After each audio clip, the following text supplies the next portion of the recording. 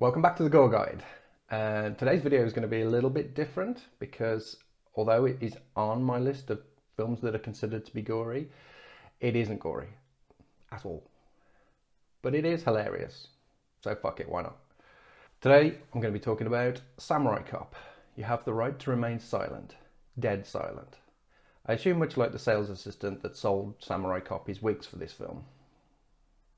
Wow, this is just like my normal hair. This is the one. This is fantastic. It's so natural looking, don't you think?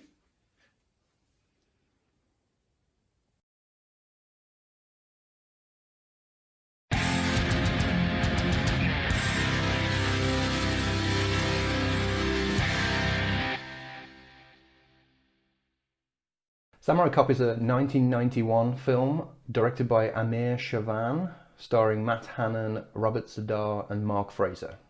Okay, so I just want to clarify something. I did a lot of research while I was compiling my list of films that are considered to be gory, and I don't know how or why, but somehow, someone, somewhere recommended Samurai Cop should be on it. I will find you, and I will kill you. But in a way, this kind of reiterates why I'm doing this. The severity of violence in a film is subjective, and some films may get a reputation they don't deserve, and then you get disappointed when you watch it and it's not what you expect. Some people might find Samurai Cop to be gory, but they would be idiots. I'm sure that a lot of you have seen Samurai Cop already, or at least heard of it being one of the best bad movies ever made, but does it live up to its reputation? Well, let's find out. Let's take a look at the plot.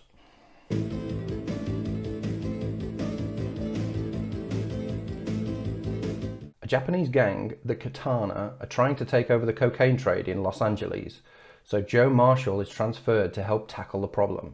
I'm a cop. He was trained by the masters in Japan and is fluent in Japanese, but his approach to police work is unconventional. By the way, what's an all-American girl like you doing with a geek like this? Will he and his partner be able to stop the gang before all hell breaks loose? Like I said, this video is going to be a little bit different, so there won't be the normal, the good, the bad, and the bloody segments, because, well, there's not really any blood, and there's technically no good bits. It's all bad, but the bad bits are the good bits. So where do I start with this film? It's a fucking train wreck. What were they thinking? It was obviously meant to be a buddy cop film, cashing in on the success of Lethal Weapon 1 and 2, but it just fails on every level. Every scene is filled with mistakes, continuity errors, cringeworthy dialogue, horrendous dubbing. Oh, and mullets. Lots and lots of mullets. So let's start with the thing that Samurai Cop is most well known for, the wig. When initial filming wrapped, Matt Hannon rushed out and got his hair cut. Unfortunately, he was called back in to do reshoots, which resulted in one of the most hilarious wigs in film history.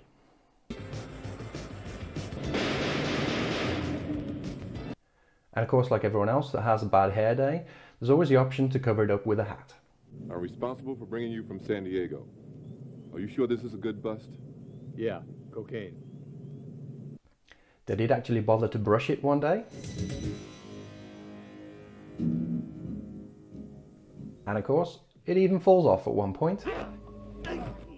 Amir Chavan was an Iranian director, and it's obvious that Samurai Cop was written by somebody who speaks English as maybe a second or even third language, and it contains many awkward phrases. Do you think he'd be able to answer a few questions? No way, his lips are burned. Some that are repeated numerous times. Leave him alone! Get out of here, you asshole! Leave me alone! Leave him alone, I said! Freeze, you motherfuckers! Leave him alone! Leave me alone! We even get 5 "hey wait a minutes" within a minute and a half. Hey, wait a minute, nurse. Wait a minute. Hey, wait a minute. I want to talk to you. Ah! Hey, wait a minute. Stop. Ah! Oh! Hey, wait a minute. Hey, wait a minute, doctor. I'd like to talk to you. The women all look, act and talk like porn stars. Hey, preacher, Yeah? you and I got nothing to do. Let's fuck. Shut up. The scene that went viral on YouTube and cemented this film as a cult classic is a great example of this. Do you like what you see? I love what I see. Would you like to touch what you see? Yes, I would. Would you like to go out with me? Uh-huh. Yes, I would. Would you like to fuck me?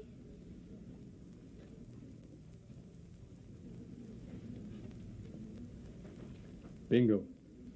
Then the samurai cop's knowledge of the Japanese language, in which apparently he's fluent. What's his name? Omaha, Yamaha, whatever his name is, right? What does katana mean? It means Japanese sword. Are you Fujiyama? Because this film is a buddy cop film, there isn't an intentional attempt at humour. She's the boss. The boss? You mean she owns this place? Her mother owns the place. Where's her father? Bang! Killed? Who shot him? He. Who? Him. Who's him? Himself. Oh, he committed suicide. Yes! And to be fair, I probably did laugh at the correct time, but definitely not for the right reason.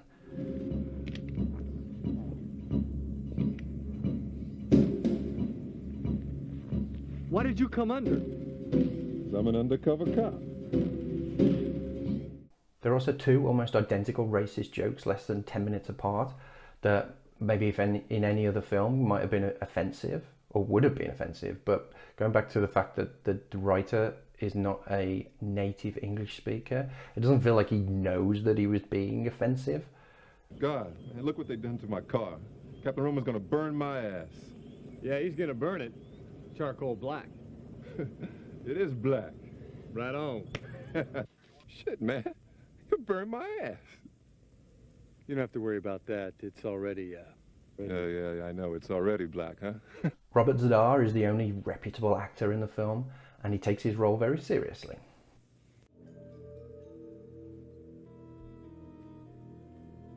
Take this scene, for instance. Look at these three grown-ass men looking in through a window. Look how seriously he's trying to open it. He's a professional. Nope, too hard. Let's try somewhere else. It's just a bit too serious considering all the ridiculous stuff that's going on around him. You know how I operate. What the fuck is this guy doing with his gun? And the guy in the background, does he just need the toilet, or is he just fed up and wants to go home?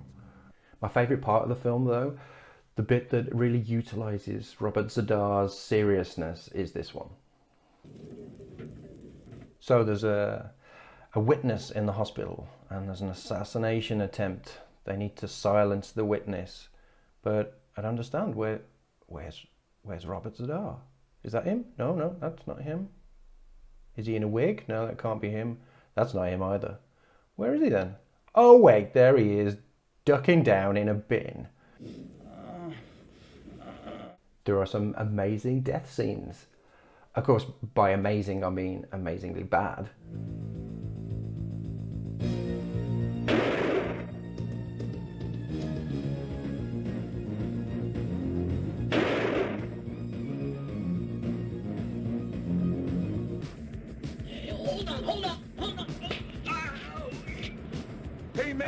There's even a moment that wouldn't look out of place at the end of an episode of Police Squad. Come back here, you motherfucker!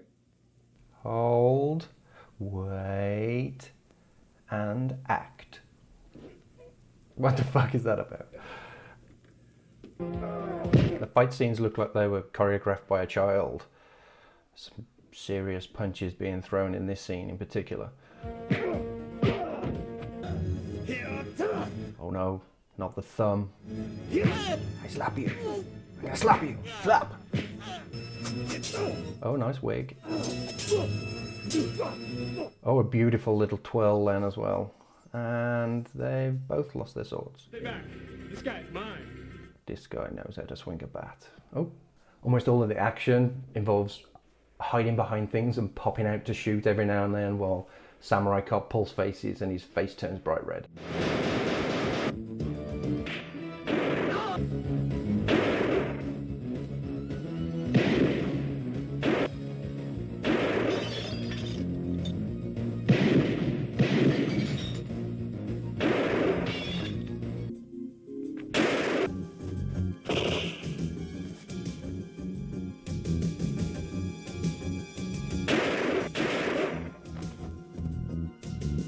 The one attempt at a proper action scene is just a mess. So they're just leaving the restaurant after insulting the Japanese katana gang, and Robert Z'Dar isn't happy. He's going to send the henchmen to deal with him. But where's the car gone that was next to the red car that was parked next to them? I don't understand. Oh, the red car's back. Ooh, low blow. Looks like he had fun kicking that guy in the face. Some great punches being thrown here. Quality acting. Uncuff him. Oh, he's finally got a sword. And there's more blood in his face than there is in that guy's arm. Frank, look out! Oh, red car's disappeared again. Oh, have a bit of a dance. And someone shot him with paintballs. Great. Oh, someone's throwing fireworks at that car. And the red car's back. Some more fireworks. Some quality acting. Come on, get out of here! Where are they going now? I wouldn't hide behind that red car. It keeps disappearing. Oh, and Robert Z'Dar can't find them, even though he stood like a metre away from them. Instead, he's going to blow a car up with a grenade, which apparently doesn't hurt anyone. And then he just walks off. Great. The continuity in this film is awful. I know the director ran out of money a few times, and there were several reshoots, but did nobody see these horrendous mistakes during editing? So at the start of this fight scene, it looks like they're surrounded by cacti. And here comes his partner in jeans and a jacket. And now they're in a bush. Apparently all the cacti have disappeared and now they're in a bush. And oh, he's lost his jeans and found some trousers. And they're fighting in just some dirt. And he's found his jeans again. All of the filming was done during the day because they didn't want to buy lights. And most of the scenes were shot with no sound. And the dialogue was put on afterwards. And it shows.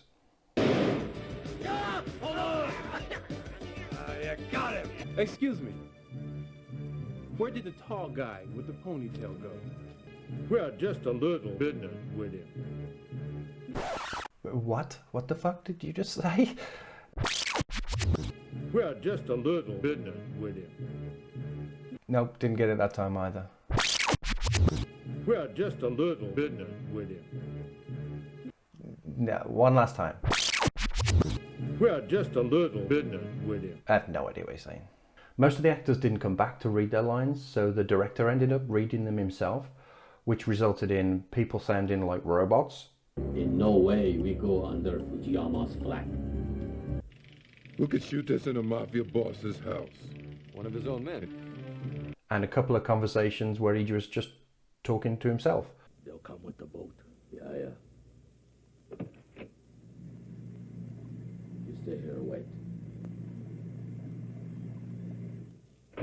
And then there's a few scenes that just don't make any sense at all. Like this scene, for instance. Why would they not try the door beforehand? How are they struggling to get through this door so much and giving everyone time to get their weapons together? Back! Freeze, Nakamura!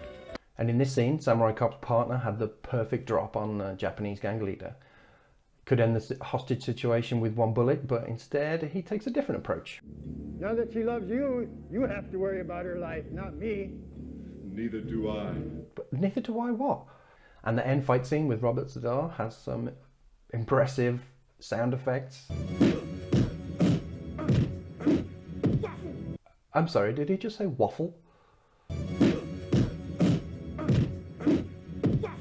Yep, apparently he said waffle.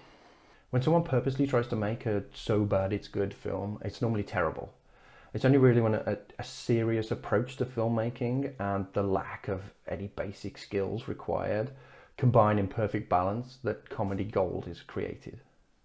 If you like bad movies and you haven't seen this yet, you should watch it ASAP. I know not everyone can find the humour in bad movies, but there are several moments in Samurai Cop that would have even the most serious film buff crack a smile. Samurai Cop is a perfect film to have a few drinks with a few friends, or on your own, whatever. I'm not judging. I would give the film 3.5 stars out of 5. Not because it's a good film, but it is hilarious.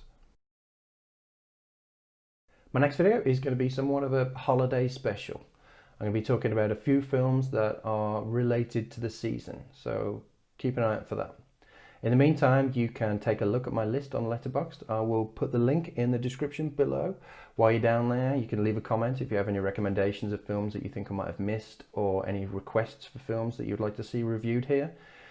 Don't forget to like the video, subscribe, click on the bell to keep up to date with new content. Thanks for watching, and until next video, have a bloody good time.